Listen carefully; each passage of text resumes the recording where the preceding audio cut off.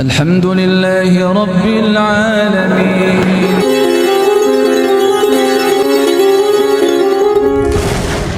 Kita tidak tahu besok itu mau ada apa. Apakah kita tetap sempat seperti hari ini? Apakah kita sudah sedang ada fasilitas seperti hari ini?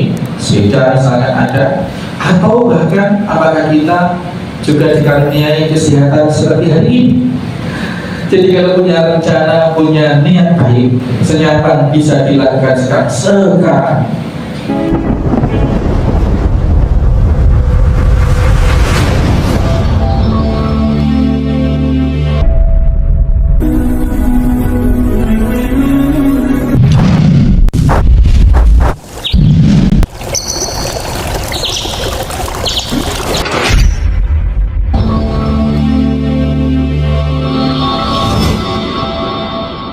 Assalamualaikum warahmatullahi wabarakatuh. Waalaikumsalam warahmatullahi wabarakatuh. Innalhamdulillah nahmaduhu wa nasta'inuhu wa nastaghfiruh wa na'udzu billahi min shururi anfusina wa min sayyiati a'malina. May yahdihillahu fala mudilla lahu wa may yudlil fala hadiya lahu. Asyhadu an la ilaha illallah wahdahu la syarika lahu. Asyhadu anna Muhammadan abduhu wa rasuluhu la nabiyya ba'dah. Allahumma salli wa sallim wa barik ala Muhammadin wa ala alihi wa sahbihi wa mawala. Hadirin hadirat bapak-bapak, ibu-ibu, para mustami dimanapun berada, terkhusus yang di Aula Yatim Center ini. Nah, inilah yang disebut juara yang sesungguhnya itu yang seperti itu. Tidak dalam rangka mematikan lawan, tetapi bagaimana bisa berbuat lebih baik, ya, lebih baik dari pesaing kita, lebih baik dari pesaing kita. Ya, temannya bacaannya bagus, terus kemudian oleh siapa ini, oleh pembimbingnya, misalkan di sekolah nih, oleh pembimbingnya kalau sholat dijadikan imam, ayo kamu yang bacanya bagus jadi imam, yang fasih, yang lebih tahu, yang lebih alim jadi imam. Nah, supaya yang lain ini juga bisa seperti itu, ya harus belajar, diperbaiki bacaannya, diperbanyak hafalannya, diperbanyak pengetahuannya, karena itu saat jadi imam, sehingga dia akan layak dipilih oleh gurunya untuk juga sekali waktu jadi imam, gitu.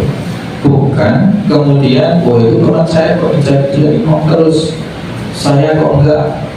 Sementara secara keilmuan kemampuan tidak mampu, dia belum seperti temannya itu. Sehingga yang dia lakukan bagaimana supaya temannya ini tidak bisa masuk sekolah, sehingga tidak ditunjuk oleh Pak Guru jadi imam, supaya yang ditunjuk jadi imam saya, misalnya seperti itu.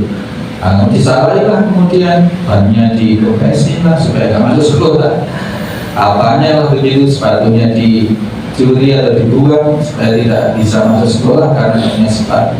Ini persaingan yang tidak fastabikul, yang tidak khairan, berlomba-lomba yang karena tidak kebaikan. Ingin jadi bupati, ingin jadi presiden, bersaing, dipilih agar dipilih oleh rakyat.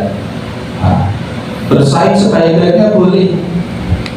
Bagaimana bisa meraih hati rakyat, hati pemilih.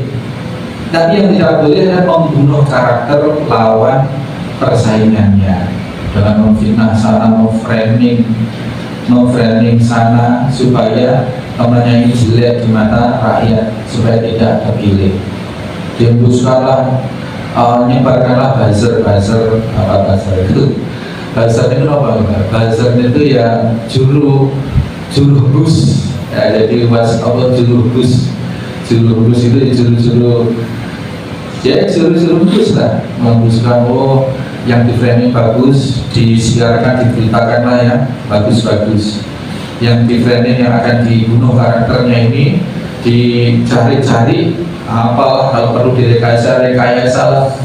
Saya ingat Pak Gus Dur itu loh Pak, fotonya itu bagaimana caranya seperti mampu perempuan, Gus Dur mampu perempuan itu.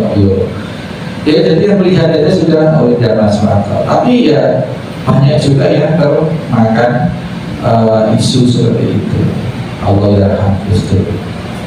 Ya seperti itu. Jadi persaingan ini perlu dipahami dan ini berlaku dalam semua aspek kehidupan, baik secara cetok welo-welo maupun secara halus. Persaingan yang tidak sehat itu, nah itu dapat kepercayaan dari bos misalnya. Kita punya tenaga baru di sini namanya Mbak Valet. Itu saya lihat kurikulum vitae-nya itu kerja di beberapa tempat tadinya. Kok pindah-pindah, tanya ada apa? Ya saya tanya kenapa kok di sana sini sana. Katanya di sana berlaku sikut-sikutan. Untuk memperoleh pengaruh dari bosnya itu sikut-sikutan itu. Jadi bersaing tetapi dengan cara ikut temannya. Nah ini yang sama sekali tidak boleh. Itu berlaku di semua aspek, di pondok, di sekolah, di masyarakat juga seperti itu. Ada orang yang dipercaya oleh masyarakat, dibuatlah satu trik supaya dia karakternya mati di masyarakat itu. Direkayasa bagaimana supaya orang ini tidak bisa dia kalahkan. Kadang itu kan. Nah salah. Ketadian. Ya. Ini tadi adik-adik tidak sudah di sini untuk persiapkan ini, untuk persiapan di sana. Yaitu ayat yang pertama yang dinukil oleh Al-Imam An-Nawawi Al-Baqarah 148. Wa qala ta'ala, dilanjutkan dinukilkan ayat yang berikutnya, itu surat Ali Imran 133. Ini lumayan familiar. Wasari'u ila maghfiratin min rabbikum wa jannatin 'arduha as-samawati wal ardh u'iddat lil muttaqin. Bersegeralah kalian di dalam memperoleh ampunan dari Rabb kalian dan surga yang luasnya seluas langit dan bumi, yang diperuntukkan bagi orang-orang yang bertakwa. Bersegera. Setiap kebaikan yang bisa kita lakukan jangan pernah ditunda, karena kita tidak tahu sedetik, semenit, sejam kemudian kita mau mengalami apa. Maka Nabi SAW pernah menyatakan, kalaupun kalian mengetahui bahwa besok itu kiamat, kalaupun mengetahui, tapi tidak mungkin mengetahui, ini hanya untuk menekankan saja, maka hari ini biji kurma yang ada di tangan kalian tanam. Ini namanya bersegera, tidak membuang kesempatan kebaikan. Hari ini kita berniat untuk silaturahim ke seseorang, untuk bersilaturahim, niat silaturahim. Kita longgar, tidak. Besok aja enak, minggu misalkan, sekarang masih Sabtu. Kita tidak tahu besok itu mau ada apa. Apakah kita tetap sempat seperti hari ini? Apakah kita juga sedang ada fasilitas seperti hari ini? Sepeda misalkan ada, atau bahkan apakah kita juga dikaruniai kesehatan seperti hari ini? Atau yang ekstrim lagi, apakah besok kita masih hidup? Jadi kalau punya rencana, punya niat baik, senyapan bisa dilakukan sekarang. Gitu. Karena dengan menunda, maka kita bisa berpeluang kehilangan kesempatan. Ada suatu hari orang sudah suatu hari orang sudah siap Pak, dengan waktu itu haji masih murah dan masih sangat mudah. Ada uang hari itu insya Allah tahun itu juga bisa berangkat haji. Setelah uang ngumpul Pak, sudah kalau mendaftar bisa, tapi memang karena hobi orang ini jual beli mobil, Kemudian apa? Terkecoh atau apa? Keyuyun apa Pak Haji? Bahasanya keyuyun itu apa? Keyuyun itu kesengsem dengan tawaran ada mobil Corona murah. Ya, tertarik, iya, tertarik. Memang hobinya selama ini memang jual beli mobil. Nah, begitu uangnya sudah diniatkan untuk berangkat haji berdua suami istri, kok ada yang nawarin Corona murah? Wah, ditaksir lah, dilihat, wah ini kalau saya beli terus saya putar dalam waktu 1 atau 2 minggu, tak benahin dikit-dikit ini jadi sekian nanti. Maka calon ONH yang belum disetor ini tadi Pak, dibelikan Corona itu, dibelikan 2, ada 2 dengan ekspektasi atau dengan estimasi perkiraan ramalan ini kalau dipoles sedikit, diganti apanya, dilap-lap apanya begitu, ini dijual bisa 2 kali lipat ini. Nah, ini kasus menunda kekayaan. Akhirnya apa? Ya qadarullah, yang selama ini orang ini jual beli tidak pernah lama, ya lancar jual beli. Qadarullah itu tidak laku sampai masa pendaftaran haji habis, sudah berlalu dan uangnya pun akhirnya sudah merebak. Ini kalau nggak salah sekitar 20 tahun yang lalu, dan sampai hari ini belum juga daftar, belum juga bisa berangkat haji. Ini satu contoh yang nyata di hadapan kita. Semua kebaikan apa saja kita lihat di depan halaman kita, misalkan ada sesuatu saya tak tepat, makanya anak kemarin itu Pak, santri-santri kita di sini kita latih untuk peka. Ayo cari, amati di lingkungan ini apa yang tidak tepat, cari beberapa item yang tidak tepat, terus ditepakkan sendiri. Jadi murabinya, musrifnya tidak usah menunjukkan ini, cari sendiri. Ini supaya apa? Supaya tumbuh kepekaan dan lakukan segera. Karena kalau ditunda, ya kita tidak tahu waktu yang akan datang kita terjadi apa. Bisa jadi sudah dilakukan orang lain. Tempoh hari saya WA ke Mas Bagas dulu. Mas Bagas minta tolong keran yang di depan sana, karena barusan saya matikan, saya ganti keran di belakang, keran di itu. Nah, tapi qadarullah mungkin nggak dibaca. Sampai kemudian saya selesai, sampai saya sempat sendiri matikan sendiri.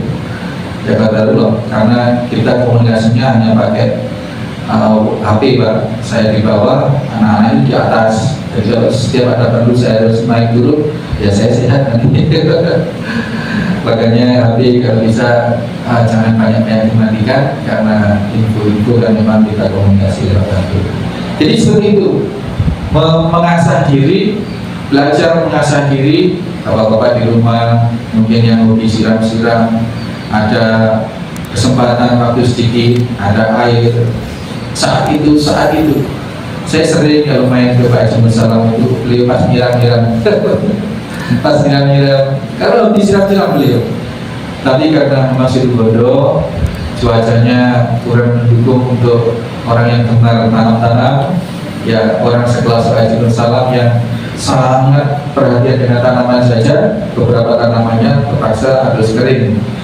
Apalagi saya saat ini kalau pas musim hujan tanaman penuh, tapi menjelang tidak ada hujan kita kewalahan nyiraminya, maka beberapa pot kita terpaksa masih kosong. Termasuk yang disampingnya Pak Haji Rebo itu kalau banyak air hujan, wah kembang ya apa itu penuh tanaman. Atau akhirnya nggak nutut, kita juga ya disiram itu juga nggak sedahsyat air hujan ternyata. Akhirnya ya mati ya udah nunggu hujan lagi, nanti tanami lagi supaya hijau. Ini mempercepat atau tidak menyia-nyiakan, tidak menunda-nunda kebaikan. Sudah melilir Pak, setengah 3, jam 3 melilir. Ta'lu. Begitu ta'lu, aja dia kesirat 14. Jangankan bisa tahajud, kadang subuh sudah 14 gitu. Jadi jangan pernah lu itu jangan pernah. Apalagi kalau dalam hal tidur, ini memang sudah ada ketetapan bahwasanya orang tidur itu diikat oleh ikatan oleh setan gitu. Ketika diupayakan diikat matanya oleh setan, jangan sampai bangun, jangan sampai bangun malam, jangan sampai bangun untuk sholat. Nah, ketika mata kita bisa paksa untuk upaya setan itu dikalahkan oleh kita, oleh niat kita sebelum tidur, oleh perlindungan kita dalam doa-doa tidur, kemudian kita bisa membuka mata, ini hilang satu ikatan. Dan ketika kita, ini ikatannya masih diikat dalam tangan, dalam kaki, dalam tubuh kita, sehingga jangan sampai orang yang sudah melilir ini jangan sampai bangun. Kalau bisa setan itu orang yang sudah melilir, yang sudah melek ini kalau bisa dimeremkan lagi, suruh teklu lagi. Nah, kemudian kalau kita bisa menang melawan setan untuk bisa bangun, maka di situ masih ada ikatan untuk tidak mengambil air wudhu, untuk tidak sholat dan seterusnya. Ini memang sudah petanya sudah jelas. Kenapa orang sulit bangun untuk beribadah? Itu petanya sudah jelas. Bukan karena faktor kecapean, bukan karena faktor banyak kerjaan, tidak. Ya karena faktor itu kalah dengan ikatan-ikatan setan. Makanya disyariatkan kalau mau tidur bersuci, kemudian meruqyah diri dengan bacaan-bacaan perlindungan pada Allah Subhanahu wa taala. Dan niat berazam, tidak hanya berniat tetapi berazam untuk bisa bangun. Itu ila maghfiratin min rabbikum. Dan kesegeraan yang kebaikan kesegeraan yang dilakukan itu dalam rangka, tidak boleh dalam rangka yang lain, tidak boleh dalam rangka mematikan teman dari persaingan itu, tapi dalam rangka memperoleh ampunan Allah Subhanahu wa taala. Kalau Pak Haji Rekto nggak pernah sholat berjamaah, saya harus juga tidak boleh sholat berjamaah. Dalam rangka apa? Bukan supaya Pak Haji Rekto ini simpati dengan saya, tetapi dalam rangka agar saya memperoleh ampunan dari Allah Subhanahu wa ta'ala. Jadi goalnya adalah ampunan Allah, bukan selain Allah. Karena kalau sudah alamatnya itu niatnya dialamatkan kepada yang selain Allah, maka itu namanya sudah riya, bahkan musyrik. Jadi orang yang melakukan kebaikan atas dasar tidak karena Allah berarti musyrik, karena menyandingkan hak Allah, menyandingkan hak terhadap hak Allah. Kalau rajin sholat itu dikarenakan supaya dilihat orang sebagai orang yang rajin, maka berarti kita menghadirkan pengharapan kita terhadap zat yang selain Allah, itu musyrik. Musyrik. Tidak hanya riya, ternyata tidak hanya riya. Riya itu kalau tidak melakukan sesuatu karena manusia, itu riya. Tidak melakukan sesuatu. Saya sholat berjamaah, oh saya tidak mau sholat berjamaah di masjid sana karena di masjid sana ada orang saya tak lihat saya, misalnya. Ini sudah karena manusia. Dan kalau sudah karena manusia itu hukumnya sudah riya, sudah riya. Jadi kalau tidak melakukan sesuatu karena manusia itu riya, melakukan sesuatu karena manusia itu syirik. Ini lebih gawat lagi. Ini jadi goalnya adalah maghfiratin, adalah ampunan Allah Subhanahu wa ta'ala. Disitulah yang namanya ikhlas itu sebetulnya. Jadi bersegeranya itu didasarkan pada, atau perlombaan kebaikan didasarkan pada perolehan sesuatu dari Allah, yakni ampunan dan surga. Jadi kita beribadah, kita berbuat baik, mengharapkan surga itu boleh, Pak.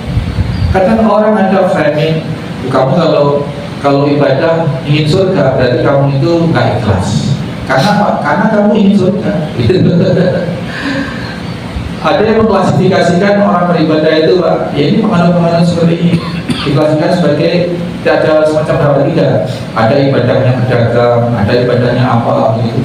Pedagang itu ibadah selalu hitung-hitungan dengan pahala. Ya ini dicela oleh orang-orang yang berpaham seperti itu. Ibadah salat kok minta surga. ibadah kok minta surga. Namanya pamrih itu berarti tidak ikhlas. Bukan. Yang pamrih boleh asal pamrihnya kepada Allah, dan bahkan Allah sendiri yang meminta itu. Bersegeralah berbuat kebaikan dalam rangka memperoleh sesuatu dari Allah. Sesuatu itu apa? Ampunan, surga. Jadi mengharap surga, mengharap pahala itu justru diperintahkan oleh Allah. Ihtisab itu justru bagian dari syarat kita beramal soleh. Beramal soleh itu syaratnya tadi pertama ikhlas, yang kedua ihtisab. Ihtisab itu mengharap atau berhitung, kalau saya bersedekah nanti Allah akan mengganti sedekah saya.